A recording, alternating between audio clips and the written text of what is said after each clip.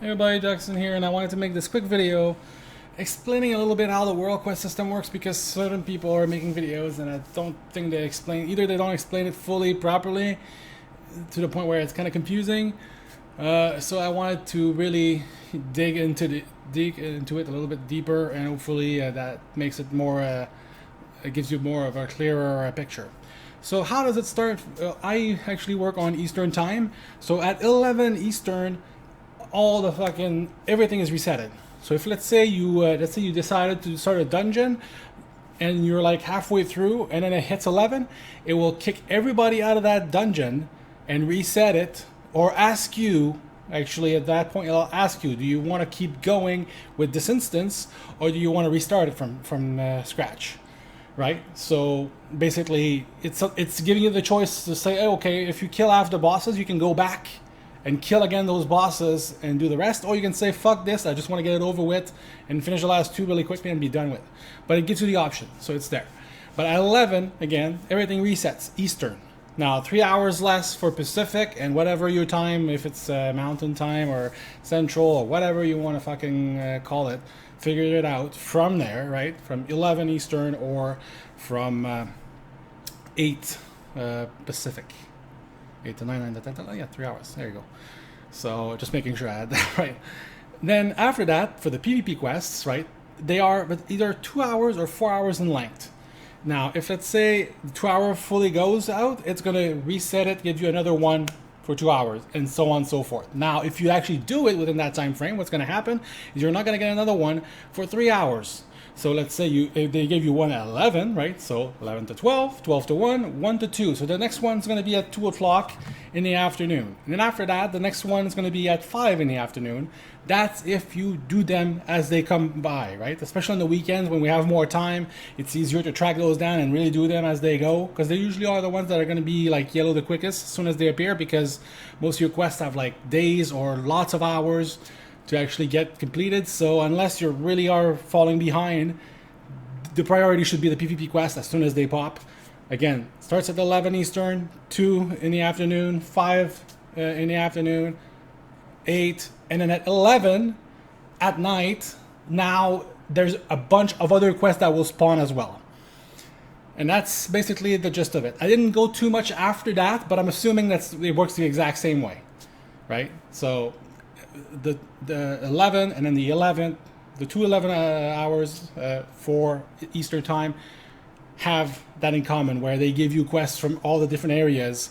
So usually by the time you get the next day, if you actually stop at a little bit before 11, like most people do, around 10:30, 11, usually they're done for the night, then you don't have to worry about it, because the next day you're going to have all these quests from 11 at night, and you're going to get all the quests at 11 in the morning, and then you're going to have a ton of quests, because at 11 in the morning what happens too is you get your new emissary for that day, because if you catch up with the emissaries every day like most people do, you're going to have that new emissary at 11, not before. So basically doing your quests before that is kind of useless. The only quests I do in the morning, like before 11, is I do the PvP ones, because they are constantly running. I do that most of the time.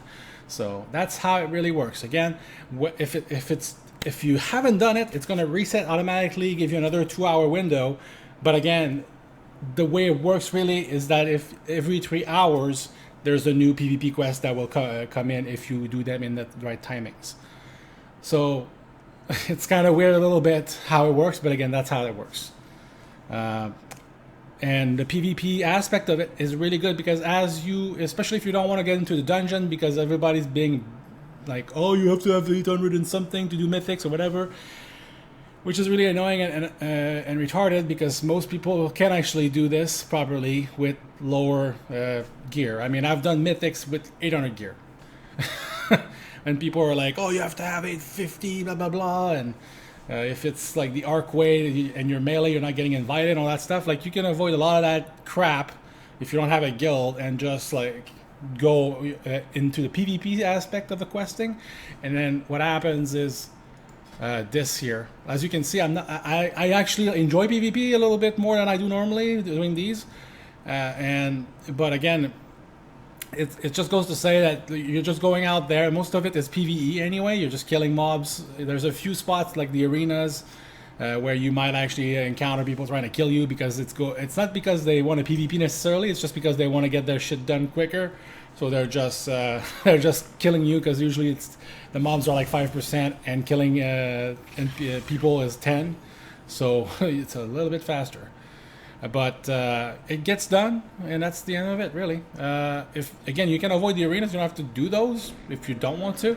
The key here, though, is that as you level through PvP, doing the world quest, which is not that slow, I was expecting like around 40 to be really long grind to get like skills, and it's actually pretty decent. I think the maximum is going to be like maybe between 5 to 10 quests to get one skill, which is not bad, considering they respawn again every 3 hours if you do them properly, and there's at least 3 quests, maybe 4 quests every time, so very easy to get a lot of that done. And again, as you go higher, what happens is you start getting these mythic plus items, and I just got a ring today, which is not this one. I don't know where I put it. Oh, right here. Right, Vindictive Gladiator's Ring, Legion Season 1. It was 840 plus. I got 840, but again, they're really good. It's really good stuff, right? So, and it gets your eye level up there, and then because PvP and PvE work together very well this time around, this gear is actually legit. And when you actually queue later on, when you actually have enough gear through this, you can actually queue for mythics and not have to, well, not queue, but get into a group because you have a good enough eye level. So that's what I suggest doing. Instead of doing dungeons and be miserable because the gear that drops there just doesn't work for you or whatever the reason is. This is very easy. And also, the other thing that's neat is it's an objective that you need to do at the same time anyway. You want to level your reps to get your achievements for the Pathfinder and all that stuff, so you need to do all the reps. So you might as well take the time, do the PvP, get extra reputation on top of everything else. You also get quite a bit of those things too, which I've talked about in the previous video, where you get artifact power that will also help you out leveling your weapon, or you also get money and you get skills. Like there's a bunch of different things you can get, and also apparently hidden apprentices and mounts, which I can't wait because now I'm approaching the last skill here, and then I don't know if I can drop it. I know you can drop it up to 2 or 3 times. I'm not exactly sure on that, and then you can redo it all over again and you get more good stuff. So I don't know if that's activated or if that made it through, but I have to, once I get there, I'll check it out. Again, thanks for watching, guys, and see you later. Oh, by the way, I stream, so if you end up having nothing better to do or whatever, you can always come by in my stream and we can chit chat. Later, guys.